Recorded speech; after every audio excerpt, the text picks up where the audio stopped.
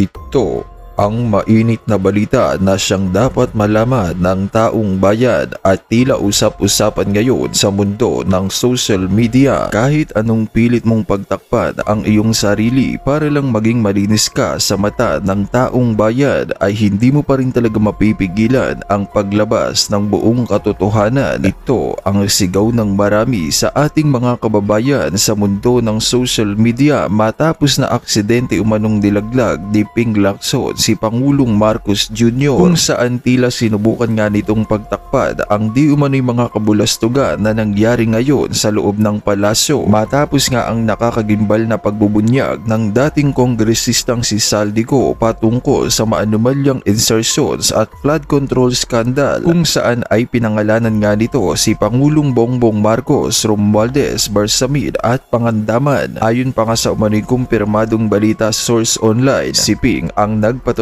na ubod ng tanga si PBBM. Ito ang reaksyon ng veteranong broadcaster na si Jay Sonsa matapos ang pahayag ni Senate Pro Tempore Panfilo Ping Lacson na umano'y na misrepresent lang si Pangulong Marcos Jr. sa issue ng 100 bilyong budget insertion na ibinulgar ni dating Congressman Saldico. Sa kaniyang komento ay hindi nga nakapagpigil si Sonsa. Aniyay si Ping Lacson ang nagpatotoong si PBBM ay ubod ng tanga nang sabihing nabukulan ito ng 25 billion kickback ng harap-harapan ng alalay. Tila ipinaparating nito na kung totoo na nabulag o naloko ang Pangulo ng sarili niyang tao gaya ng ipinahayag ni Lacson, mas lalong nakakasama ito sa imahe ni Marcos Jr. dahil ipinapakita raw nitong hindi niya alam ang nangyayari sa paligid niya at nabibiktima pa umano ng sarili niyang mga tauhan. Sa naunang pahayag, sinabi ni Lacson na malinaw sa mga ebidensya na hindi sangkot si Marcos Jr. sa kickback scheme. Sa naunang pahayag, sinabi ni Lacson na malinaw sa mga ebidensya na hindi sangkot si Marcos Jr. sa kickback scheme. Giit niya mismong pagbeto ng Pangulo sa 1.15 billion sa mga proposed insertions ang patunay na illogical na siya ang nag-utos na ipasok ang mga ito. Dagdag pa ni Ping Lacson, taliwas sa pahayag ni Saldico na nagdala raw siya ng 25 billion kickback sa Pangulo. Lumalabas umano sa testimonya ni dating DPWH Undersecretary Roberto Bernardo na ibang tao ang humawak ng umano'y kickback mula sa 52 billion at hindi ito napunta kay Marcos Jr. Ayon sa pagsasalarawan ni Sonsa, hindi nga nakakatulong kay Marcos Jr. ang ganitong depensa. Ang pagsasabing nabukulan ang Pangulo ay para na rin umanong pag-amin na hindi niya kontrolado ang sarili niyang administrasyon. Hindi niya nababantayan ang bilyon-bilyong pondong dumadaan sa kaniyang opisina at madali siyang maloko ng sariling alalay. Ilan sa ating mga kababayan ay sumang-ayon din dito at nagsasabing kung totoo nga ang depensang ito ni Lacson, mas seryoso itong problema sa pamamahala kaysa sa mismong aligasyon ng kickbacks. Habang patuloy ang pag-init ng issue, lalong tumitindi ang pressure sa Pangulo at sa kaniyang mga kaalyado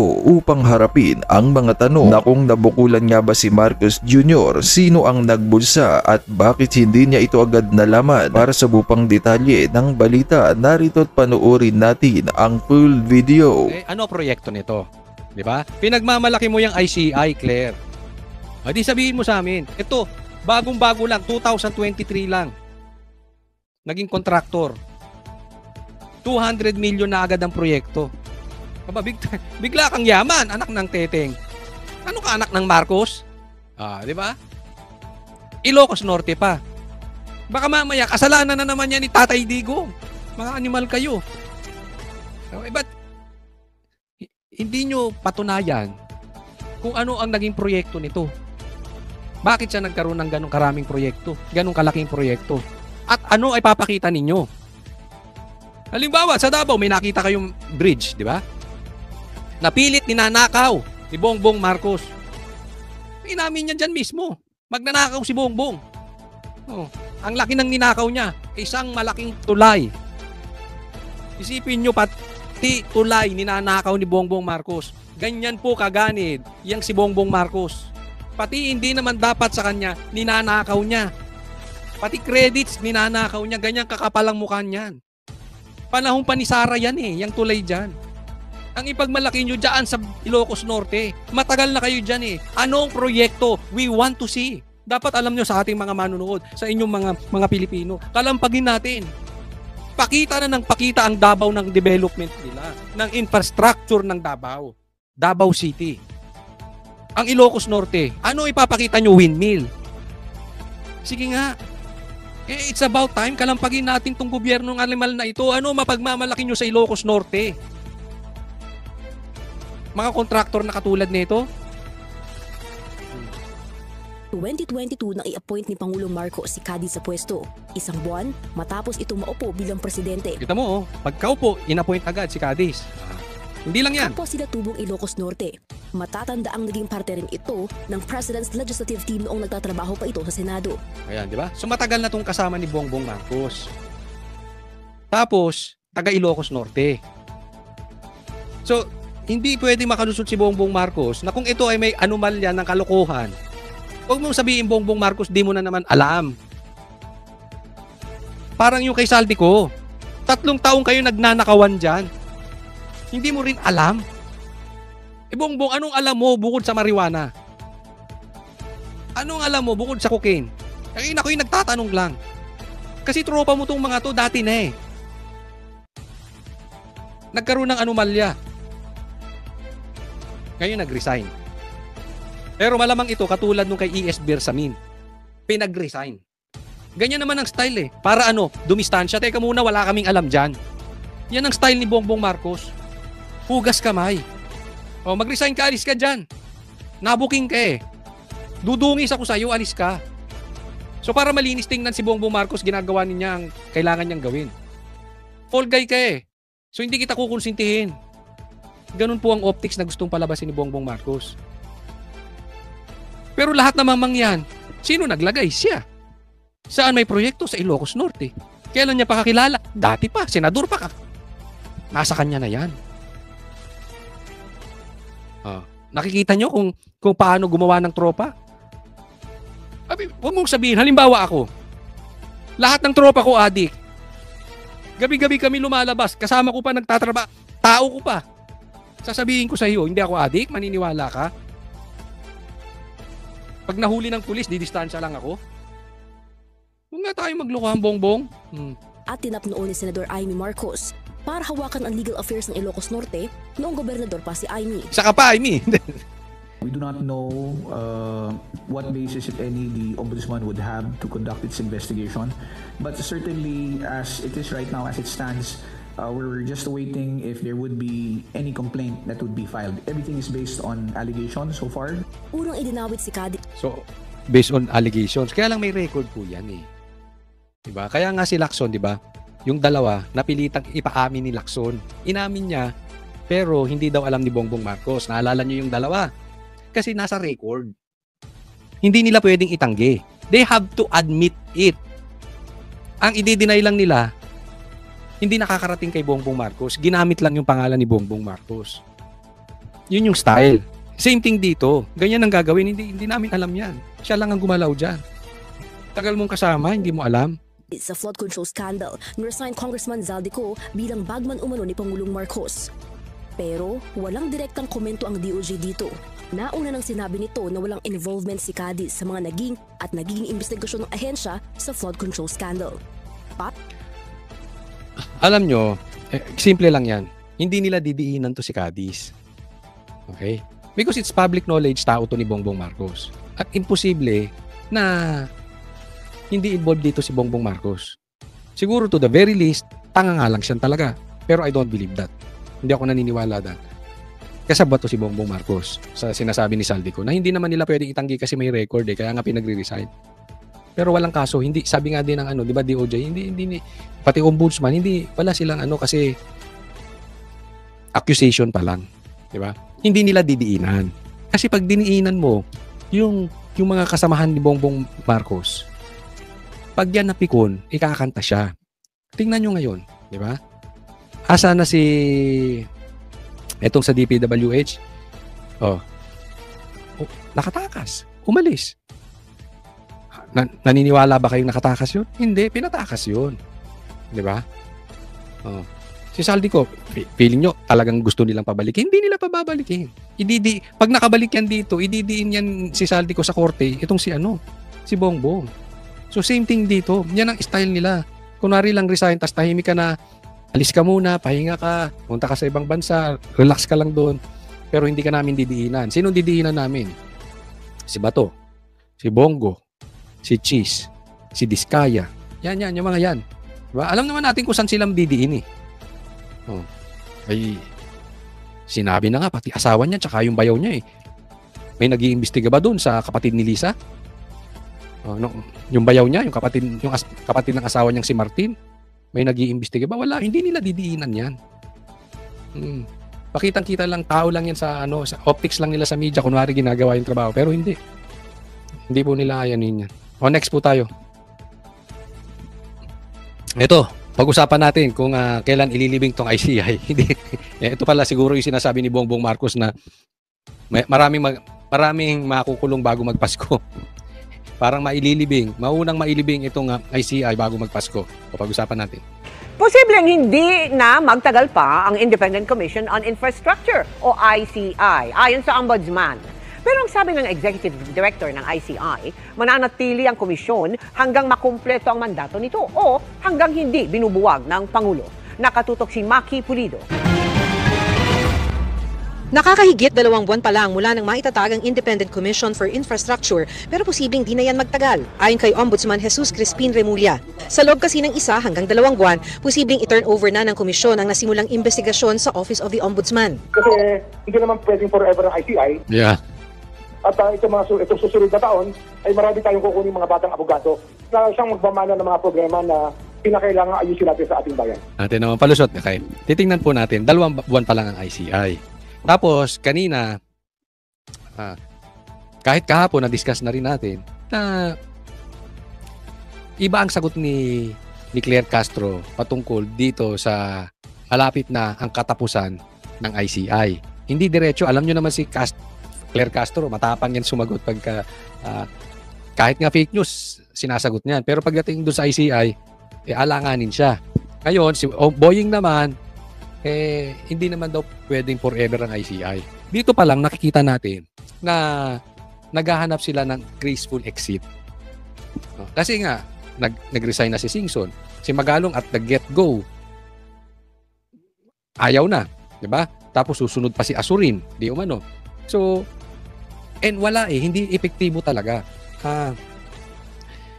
Hindi na pupunduhan ng maayos, walang pinatutunguhan yung investigasyon, walang pangil, pero sa madaling salita, hindi pinapaniwalaan ng tao Yan po yung parang that's the nail on the coffin. Talagang wala na, sarado na, patay na. Patay na itong ICI. Kaya nakita mo to si Boying, nagpapadaplis na. Para pag binuwag ni Bongbong Marcos yung ICI, hindi nakakaya. Sabi niya, hindi naman kailangan forever ang ICI. Teka muna, oo. Of course, hindi naman forever ang ICI. Pero, 2 months? Katatayo lang 2 months? Bakit? Walang accomplishments Walang tiwala ang taong bayan. Even ako, ang tawag ko gadya sa mga inutil. Bakit? Walang purpose Anong purpose nila? Wala. Kung hindi naniniwala ang taong bayan, ang importante dito, babalik ang tiwala ng taong bayan para lumiksi ulit ang ating negosyo, bumangon ulit ang ating stocks. 'Di ba? Bagsak na ang dolyar, etc., etc. Walang tiwala sa ICI. Ibig sabihin, ayaw ng tao yung ginagawang klaseng investigasyon nitong ICI. Isipin mo, nagpa-imbestiga diyan si Sandro. Executive session, di sila lang nag-usap. Pagkatapos nila mag-usap, sasabihin, okay lang, ilabas nyo. Gago, di ba? Bakit hindi nyo pa ni-live? Simula pa lang. So, makikita natin, sila mismo, from the inside, nagpaparamdam na para hindi nakakahiya. Kasi 2 lang ang ICI daw. Hanggang sa matapos nila yung kung bakit sila itinayo or buwagin sila ng presidente. Definitely, bubuwagin na to ng presidente. Kaya nga, ganito na kanilang pananalita. Pero sabi ni ICI Executive Director Brian Keith Hosaka, mananatili at magpapatuloy ang komisyon hanggang makumpleto nito ang kanyang mandato o i-dissolve ng presidente. Ipinunto Yun. O i-dissolve ng presidente, i-dissolve na ito. ni Hosaka ang sunset clause sa Section 10 ng Executive Order na bumuo sa ICI. Natitigil lang ito kung tapos na ang misyon o buwagin ng Pangulo. Sabi ni Mamamayang Liberal Party List Representative Laila Anong gusto niyan? Driver? Bigyan ng driver yan. Bakit ba driver ka ng driver, Coach Oli? Pwede ba ako maging driver sa'yo? Ew. Anong gusto mo, Laila? Ayun to, sip-sip to kay Bongbong Marcos eh. Siyempre nga naman, nakakulong siya. Oh, di ba? So, pinakawalan siya. Kailangan pakawalan siya para yung tumbong ng dilawan, yun naman ang kainin ni Bongbong Marcos, itong tae ng dilaw.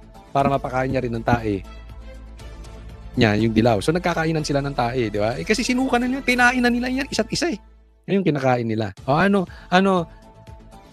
ang boses mo, Laila? May boses ka pa ba, Laila de Lima? Pero pakinggan natin, ano boses mo? de Lima, hindi pa tapos ang misyon ng ICI. At ang tamang direksyon para sa kanya ay palakasin ang kapangyarihang mag-imbestiga ng komisyon sa pamamagitan ng pagsasabatas ng panukala niyang Independent Commission Against Infrastructure Corruption na may counterpart na ring panukala sa Senado.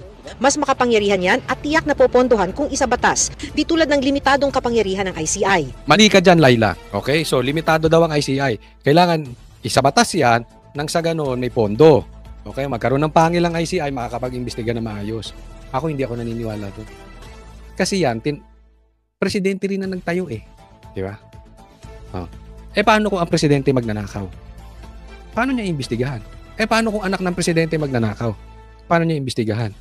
Ha? Meron naman tayong Blue Ribbon. Hayaan na natin yung Blue Ribbon mag-imbestiga. Meron din naman ng Kamara. Nag-iimbestiga rin naman sila patungkol dito. Meron din naman ng Ombudsman. Bakit kailangan pa natin ng ICI? Mas tiwala pa ang tao sa Blue Ribbon kasi sa Blue Ribbon, ang nag-iimbestiga, ang nagtatanong, ay binoto ng tao. Hindi nilagay ng presidente. Bagamat hindi naman talaga priority ng Senado ang mag-imbestiga kung hindi sila ay in aid of legislation lang. Oo, pero pwede rin gawin sa Blue Ribbon. Huwag na tayong maglokohan. This is public knowledge naman. Kahit naman sino talagang nagagamit yung Blue Ribbon at kahit ano pang programa at investigasyon dyan sa Senado, hindi lang yan sa in aid of legislation. Talagang meron silang iniimbestigahan. Wala lang silang karapatan magpakulong. Contempt pwede. Diba? Pero mas paniwala ang tao dun eh. Bakit? Gumagana yung demokrasya. Naka-live. Una, higit sa lahat live. Napapanood nila. Kung merong lokohang nangyayari. Tsaka, magkakaibang parte, magkakaibang panig, magkakaibang partido, nagtatanungan. Hindi lang yung kakampi halimbawa ng presidente, pati kalaban ng presidente. Diba? So, mas kapanipaniwala. Wag na, Laila, yung mga suggestion mo, yung suggestion mo, para ka lang sumipsip kay Bongbong Marcos. Laila, hindi ka ata kasali sa group chat. Nakikita mo na nga umi-exit na yung mga tao ni Bongbong eh. Pinapadaplisan na nga itong exit plan. Ihirit ka pa ng ganyan. Panira ka ng ng driver, ng diskarte. Ang pondo nga para rito, 41 million pesos at kalalabas lang. Kaya hindi pa sumasahod ang staff at commissioners. Ayon kay ICI, Grabe 41 million, 2 buwan pa lang, hindi pa sumasahod yung mga staff. Siguro kung yung 41 million, nilagay na lang natin sa PhilHealth. Hindi ko alam kung pero wala kasi talagang kwenta yung ICI. I really think that 41 million or kahit 10 million lang yan, ICI is a waste of time.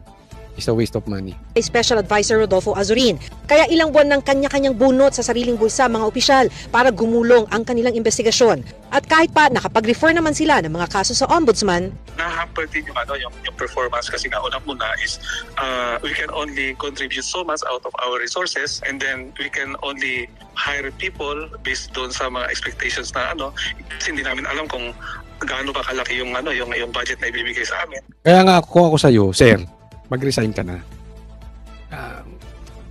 Madudungisan lang pangalan niyo diyan. Wala rin naman naniniwala sa ICI. sa kabila niyan, itinanggi ni Azurin na magre-resign din siya kasunod ng naunang pagbibitiw sa komisyon ni dating DPWH Secretary Rogelio Singson. Itinanggi niya rin ang usap-usapang hindi sila nag-uusap ni ICI Chair at dating Supreme Court Justice Andres Reyes. I can only speculate na siguro there are some quarters they want to sow divisiveness, so intrigue among the members ng ICI. Palalabasin na kami nag-away-away na para lang sa ganun to justify na i-abolish siguro ang ICI. Hindi, hindi ko sinasabing nag-aaway-away na kayo. Meron nang gagaling mismo sa loob eh. Si Boying nga mismo sinasabi na malapit na katapusan ninyo. Huwag ka nang in denial. Yun naman ang katotohanan. Paano yan? Saan kayo kukuha rin ng pondo? Sabi nga ni Magalong, siya nga mismo, nagpalawal na ng 30,000 ata. Hindi ko alam kung baka ninakaw. Baka yung pondo ng ICI, ninakaw na, pati pambihira, pati ang pinatulan. Pero, ang matanong ko lang, sir, bilang pulis ka, may intel kayo di ba? May matalas kayo dyan sa mga ganyang klase. Ano end goal ng ICI? Parang wala Parang ang end goal niyan, yung sinabi ni Singson. Maging labandera kayo ng palasyo. Maging punching bag kayo ng palasyo. Sinabi yan mismo nung kasamahan nyo dyan sa ICI. Para sa GMA Next po tayo. Ito. Pag-usapan po natin itong interview kay Claire at patungkol dito naman sa ICI. Sa kanila na. Ang kagabi, nagsalita rin po si Mayor Magalong. Sabi niya, nung time niya, nagpalawal din siya ng 30,000 pesos from his own pocket. Hindi na rin daw naibalik yun. And he also mentioned na he heard that one of the members of ICI is also planning to resign to follow the footsteps of Secretary Singson. Meron po ba kayong nakuhang information about this and how will this affect the operation and integrity of ICI? Tingnan po natin yung sagot ni Claire Castro. Makikita natin dito yung 30,000. May utang pa gobyerno kay Singson, kay Magalong. Ang lupit no? Nagpalawal pa si Magalong. So, ibig sabihin, diyan pa lang, ganyan na po kalala ang gobyerno natin. Talagang mismanage na po ang pondo ng gobyerno. Wala nang direksyon 2 months pa lang, nag-uusap na ng bubuwagin. You can see the quality, the kind of a leader si Bongbong Marcos. Wala sabog. Sabog-sabog yung kanyang desisyon. May baka nga sabog kasi talaga siya. Wala sabi nga dapat nililista niyo yung sinasabi ni Bongbong Marcos kasi pag nagsabi siya ngayon parang kinabukasan nakakalimutan niya na. Walang follow through. Kaya itong mga ganitong klaseng leader, wala silang accomplishments like yung bridge na sinasabi natin na ganung kalaki ang ninakaw ni Bongbong Marcos. Pati bridge ninanakaw ni Bongbong Marcos. Because this kind of infrastructure, it takes years. Years of planning, years of follow-through. Wala po si Bongbong Marcos niya. Ang gulo-gulo ni Bongbong Marcos. Ang gulo-gulo. Paiba-iba, kay Tory na lang. Nilagay mo PNP chief tapos inalis mo agad. Nagtayo ka ng unit team tapos binuwag nyo agad. Nakikita nyo ba yung consistency or none thereof ng kanyang pagiging consistent? Ang labo ni Bongbong eto na naman tayo. Tingnan natin anong sagot ni Claire dito. Patungkol po sa sinabi niya na mayroon pang kulang sa kanya, ipinakiusap na po natin since nandiyan na po yung pondo. Kung ano po yung pagkukulang sa may mga dapat na bayaran na po agad. Ayan. So, doon pa lang kikita mo na, di ba? Kailangan pa magkalampagan. Dapat siyang pagkatayo pa lang, turnkey system na. Ano ibig sabihin? Dapat pagkatayo pa lang, lahat ng tao kumikilos, alam na. Bago pa lang natayo, planado na saan kukuha ng pera, anong mandato, anong gagawin nila, ganito, tuwing kailan sila mag-meeting, yung ganon. Gumagalaw ng kusa, eto kung hindi kayo magkakalampagan. Inefficient di ba?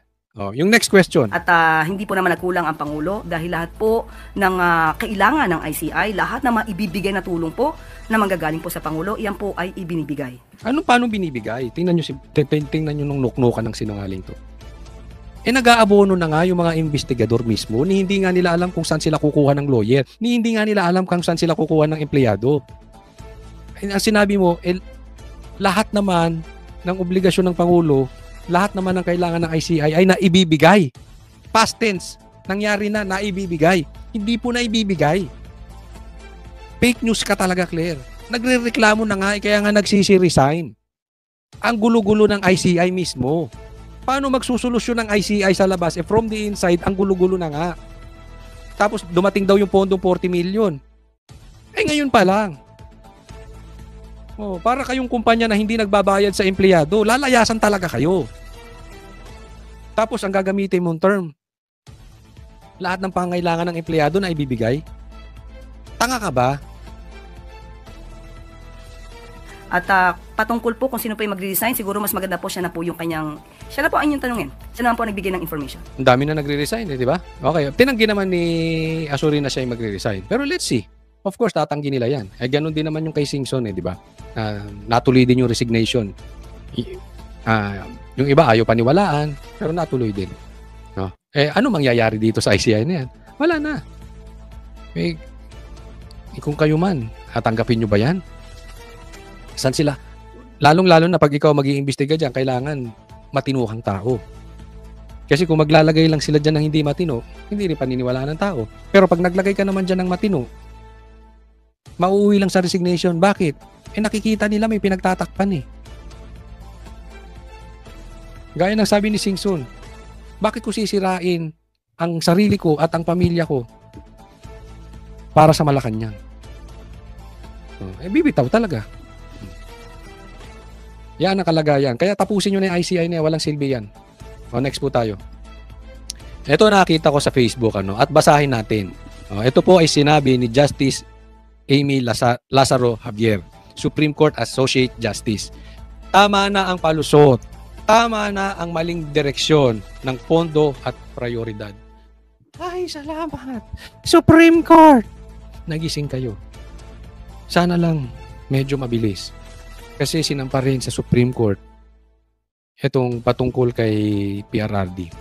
No? At pinasasagot ng gobyerno patungkol doon sa pagpapadala ng gobyerno ni Bongbong Marcos kay PRRD sa dahig. Sana lang, ako'y nagre-request, no? Sana bilis-bilisan nila kasi baka mamaya patay na yung kabayo, sayang lang yung damo. Alam naman natin, matanda na si Tatay Digong.